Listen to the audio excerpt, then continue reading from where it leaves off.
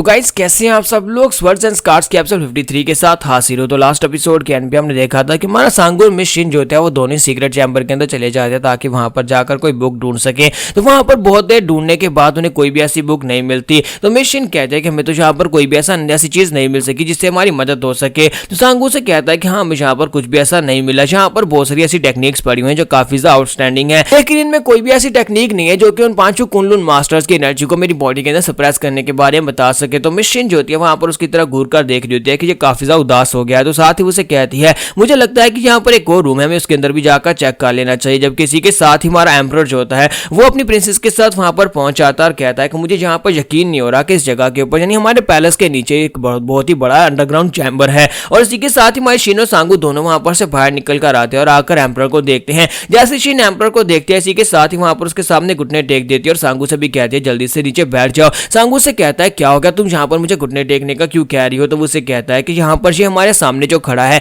ये हमारे कंट्री का एम्परर है और हमें यहाँ पर इसको रिस्पेक्ट देनी पड़ेगी। हमारा सांगू जो होता है एम्परर की तरफ घूर घूर का देख रहा था, जबकि यंग एम्परर जो होता है वो उसकी तरफ घूर घूर का देख रहा था। फिर साथ ही उनसे कहता है ठीक है बहुत हो गया, तुम लोग उठकर खड़े हो सकते हो। और वो दोनों वहां पर उठकर खड़े हो जाते हैं। जबकि मिस शिन अपना सर झुकाकर खड़ी होती है, उसे कहती है ठीक है तुम यहाँ पर अपना सर भी उठा सकते हो। और इसी के साथ ही मिस शिन अपना सर उठाकर उसकी तरफ देखना स्टार्ट करती है। तो यंग एम्परर जो होता है उन दोनों से कहता है कि मुझे तुम दोनों को यहाँ पर एक कपल फॉर्म में देखकर बहुत ज्यादा हैरानी हो रही है। एक लड़का जो बहुत ज्यादा अगली दिखाई देता है, जिसके चेहरे पर बहुत सारे स्कार्स हैं, जबकि एक बहुत ही खूबसूरत लड़की जो कि तुम्हारे साथ यहाँ पर घूम रही है। मुझे तो ऐसा बिल्कुल भी लगता है कि तुम दोनों एक कपल हो, लेकिन क्या बताओ कि तुम लोग वाकई में म्यूरियम अलायंस से यहाँ पर आए हो। तो मिस शिन से कहते हैं कि हाँ मैजेस्टी, हम लोग यहाँ पर म्यूरियम अलायंस से ही आए हैं। तो इसी के साथ ही एम्परर से कहता है कि तुम में से किसने यहाँ पर प्रिंसेस को पंच मारा था। तो शिन से कहते हैं कि प्लीज माफ कर देना, ये अचानक हमारे सामने आ गई थी, इसी वजह से हमने उसे पंच दे मारा। तो हमारा जो एम्परर होता है वो उसे कहता है कि अब जबकि तुम लोगों ने यहाँ पर इसे पंच मारा और साथ ही तुम लोगों ने यहाँ पर इस जगह की ओनरशिप के ऊपर बहस की है,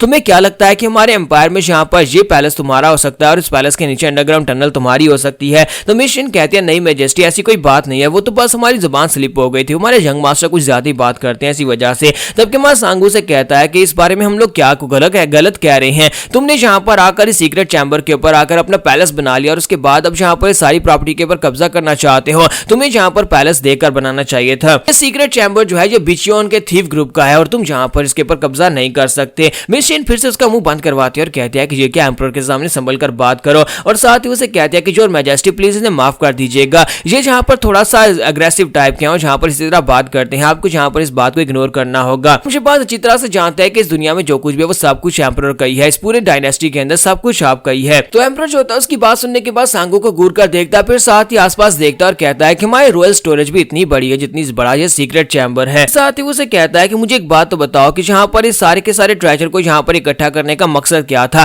क्या बिचियोन क्लैन के लोग यहाँ पर मेरी डायनेस्टी के खिलाफ बगावत करना चाहते हैं? तुमने यहाँ पर बहुत सारा सोना और बहुत सारे हथियार छुपा कर रखे होंगे। तो वो कहती है नहीं मैजेस्टी, यहाँ पर ऐसा कुछ भी नहीं है जिससे कि यहाँ पर आपके खिलाफ बगावत की जा सके। हम लोग तो बस यहाँ पर ऐसी चीजें रखते हैं जिनके साथ खून खराबे को रोका जा सकता है, लेकिन हम लोग इन चीजों को यहाँ पर से बाहर नहीं निकाल सकते क्योंकि इन सभी से बहुत ज्यादा खून खराबा हो भी सकता है क्योंकि ये सारी चीजें ब्लडशेड में यूज होती हैं। तो यंग एम्परर से कहता है कि लेकिन मुझे तो यहाँ पर ये सारी की सारी चीजें ऐसी दिखाई दे रही हैं जैसे कि कोई यहाँ पर सभी को यूज करके मेरे खिलाफ रिबेलियन करना चाहता है। तो इसी के साथ ही हमारा सांगू कहता है कि मुझे लगता है कि इसका दिमाग खराब हो गया है, इसको एम्परर बना किसने दिया है। तो मिस शिन फिर से उसका मुंह बंद करवाती है, जबकि एम्परर से कहता है कि इसे अपनी बात कहने दो, ये जो भी कहना चाहता है इसे कहने दो, जिसके बारे में पता चल चुका है। मुझे प्रिंसेस ने बता दिया है कि ये लड़का कितना बदतमीज है, तो मैं यहाँ पर इसको जेल लूंगा, कम से कम यहाँ पर ये स्ट्रॉन्ग तो है। और इसी के साथ ही हमारा सांगू जो होता है जब उसका मुंह खोलता है तो वो उसे कहता है कि मैं यहाँ पर स्ट्रेट पॉइंट की बात करूंगा, बताओ तुम्हें मुझसे क्या चाहिए या तुम्हें हमसे क्या चाहिए। तो ये बात सुनने के बाद एम्परर से कहता है कि तुम तो कुछ ज्यादा स्ट्रेट फॉरवर्ड निकले।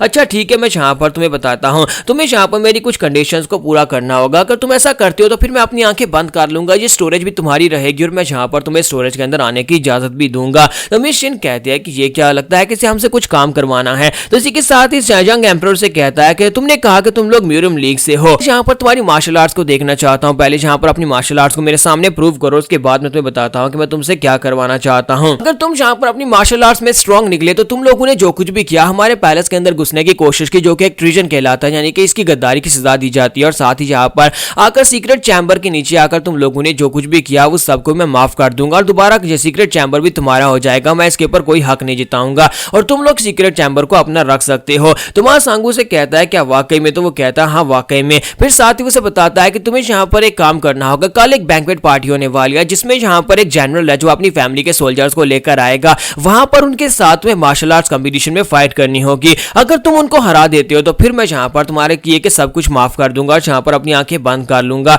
लेकिन उसके लिए पहले तुम्हें यहाँ पर अपनी स्ट्रेंथ मुझे शो करवानी होगी। तो वहां सांगू से कहता है तो तुम चाहते हो कि हम लोग यहाँ पर उस फाइट को जीते हैं? तो एम्परर से कहता है कि इसीलिए तो मैं तुम लोगों से यहाँ पर रिक्वेस्ट कर रहा हूँ। तो इसी के साथ ही वहां सांगू से कहता है पहले अपना नाम बताओ, जबकि हमारी प्रिंसेस जो होती है, सॉरी प्रिंसेस ने शिन होती है, वो से कहती है कि तुम क्या कह रहे हो, तुम यहाँ पर उससे नाम नहीं पूछ सकते। तो वहां सांगू से कहता है क्यों, मैं इससे नाम क्यों नहीं पूछ सकता, ये हमारे से मदद मांगने के लिए आया और ऊपर से इसको देखो तो जरा, मुझे लगता है कि इसकी एज भी मेरी एज के बराबर ही होगी और यहाँ पर इसे इतनी रिस्पेक्ट देने की क्या जरूरत है, जबकि ये मेरे जितना ही है और हम लोग यहाँ पर दोस्त बन सकते हैं। इसके साथ ही यंग एम्परर से कहता है कि मेरा नाम वू डैंग है। तो वहां सांगू से अपना नाम बताता है कि मेरा नाम डांग बैंग मुई है और मैं 19 साल का हूं, जबकि एम्परर से कहता है कि मैं 20 साल का हूं। और इसी के साथ ही वहां सांगू हल्का सा मुस्कुरा देता है और कहता है देखा ये तो 20 साल का है, यानी कि हम दोनों जो है वो हमारी एज सेम सेम है और हम दोनों यहाँ पर दोस्त हैं। सांगू कहता है मुझे लगता है कि इसे हमारी बहुत ज्यादा जरूरत है क्योंकि ये इस कंपटीशन को जीतना चाहता है, ये इसके लिए बहुत ज्यादा जरूरी है, कल का कंपटीशन जीतना इसके लिए बहुत ज्यादा जरूरी है और हम लोग यहाँ पर इसे इसका कंपटीशन जीत कर देने वाले हैं। यहाँ पर जबरदस्ती तो कोई काम करता नहीं हूँ, लेकिन अगर एम्परर कह दे कि ये मेरा दोस्त बनना चाहता है तो फिर मैं इसके लिए काम करने को तैयार, मैं फ्री में यहाँ पर तुम्हारे लिए काम कर दूंगा।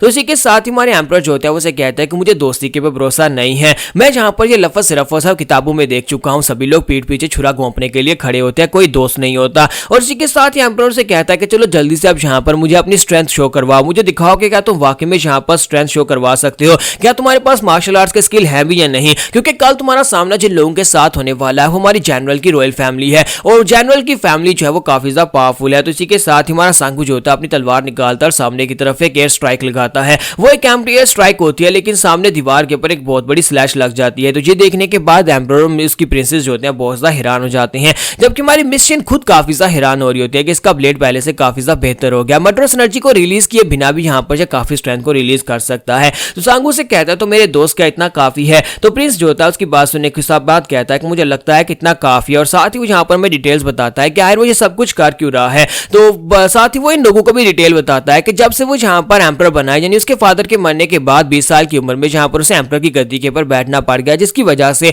बहुत सारे ऐसे लोग हैं जो इस बात से बिल्कुल भी खुश नहीं है। उन्हें लगता है कि एक बच्चा यहाँ पर एम्परर बनने के लायक नहीं है, लेकिन उसके डैड ने यहाँ पर इस डायनेस्टी को जो कुछ भी दिया है वो नहीं चाहता कि कोई दूसरा आकर उसके डैड की जगह के ऊपर आकर गद्दी के ऊपर बैठ जाए। और एक जनरल है जो कि बगावत करने की कगार पर पहुंच चुका है और यहाँ पर इसी वजह से कल की बैंक्वेट पार्टी में वो अपनी पावर शो करवाना चाहता है। अगर उसकी फैमिली जीत जाती है तो उसको एक मौका मिल जाएगा एम्परर के ऊपर इल्जाम लगाने का कि यंग एम्परर तो इस लायक नहीं है कि वो इस कंट्री को चला सके, वो एक बैंक्वेट को नहीं जीत सकता तो वो कंट्री को कैसे चलाएगा। तो इसी के साथ ही नेक्स्ट सीन अगले दिन का दिखाया जाता है जहां पर वो जनरल जो होता है वो पार्टी में पहुंच जाता है और आकर उससे ग्रीट करता है और साथ ही वहां पर उसे कहता है कि सर यहाँ पर बहुत ही जल्दी आपकी बहन यानी प्रिंसेस की शादी जो है वो मेरे बेटे के साथ होने वाली है और इसी वजह से सभी जो ऑफिशियल चाहते थे कि हम लोग यहाँ पर एक कंग्रेचुलेटरी पार्टी रखें। मैंने इसी वजह से इस दावत का बंदोबस्त किया और यहाँ पर हम लोग एक कॉन्टेस्ट रखेंगे जहाँ पर आपके सोल्जर्स और हमारी फैमिली के सोल्जर्स आपस में फाइट करेंगे। तो यहाँ पर हम लोग अपने एपिसोड 53 का एंड करेंगे और नेक्स्ट एपिसोड में देखेंगे कि हमारा सांगू यहाँ पर क्या फाइट करके